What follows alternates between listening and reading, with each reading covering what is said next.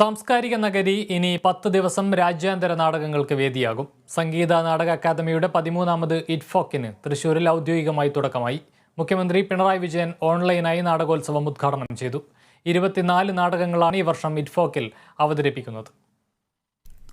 Covid തീർത്ത പ്രതിസന്ധിക്കൊടുവിൽ 3 വർഷത്തിന് ശേഷമാണ് സാംസ്കാരിക തലസ്ഥാനം വീണ്ടും ഒരു രാജ്യാന്തര നാടകോത്സവത്തിന് വേദിയാകുന്നത്.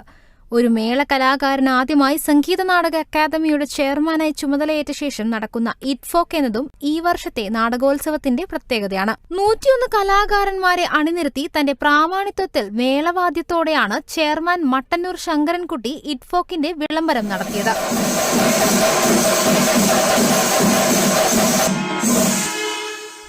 ഔദ്യോഗിക ഉദ്ഘാടനത്തിന് മുൻപ് തന്നെ 2 നാടകങ്ങൾ വേദിയിലെത്തി. ദേശീയ നാടകങ്ങൾക്ക് തുടക്കമിട്ട് അതുൽ കുമാർ സംവിധാനം ചെയ്ത ടേക്കിംഗ് സൈഡ്സ് എന്ന നാടകമായിരുന്നു ആദ്യം.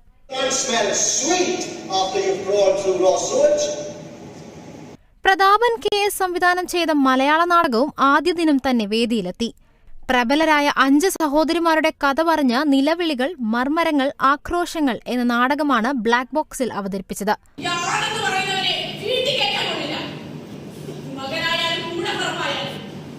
പിന്നാലെ ഇറ്റ്ഫോക്കിന്റെ ഔദ്യോഗിക ഉദ്ഘാടനം നടന്നു. മുഖ്യമന്ത്രി പിണറായി വിജയൻ ഓൺലൈനായാണ് നാടകോത്സവം ഉദ്ഘാടനം ചെയ്തത്. ഇന്ത്യയിലെ പ്രശസ്തമായ പല നാടകോത്സവങ്ങളും നിലച്ചുപോയ കാലത്ത് ഇറ്റ്ഫോക്ക് പൂർവാധികം കരുത്തോടെ നടത്തണമെന്നാണ് നാം തീരുമാനിക്കുന്നത്.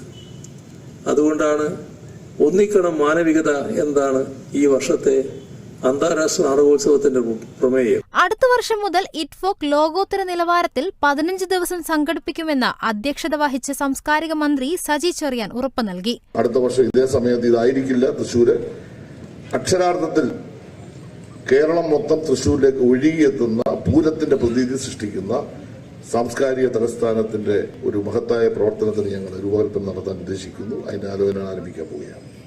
ഉദ്ഘാടന ശേഷം രാത്രി 7-ന് അവതരിപ്പിച്ച ദക്ഷിണാഫ്രിക്കയിലെ സാമൂഹിക രാഷ്ട്രീയ പ്രശ്നങ്ങൾ ആഴത്തിൽ ചർച്ച ചെയ്യുന്ന ബ്രൈറ്റ് ബെയ്ലിയുടെ സാംസൺ എന്ന നാടകത്തോടെയാണ് അന്താരാഷ്ട്ര നാടകങ്ങൾ ആരംഭിച്ചത്. നാടകങ്ങൾക്ക് പുറമെ 6 സംഗീത ബാൻഡുകളും ഇക്കുറി വേദിയിലെത്തും. എല്ലാ ദിവസവും പൊതുപ്രഭാഷണവും മീറ്റ് ദി ആർട്ടിസ്റ്റും ഒരുക്കിയിട്ടുണ്ട്. ചടങ്ങിൽ നടൻ പ്രകാശ് രാജ് മുഖ്യാതിഥിയായിരുന്നു. മന്ത്രിമാരായ R. ബിന്ദു, K. രാജൻ തുടങ്ങിയവർ പങ്കെടുത്തു. Kerala vision news, Thrissur.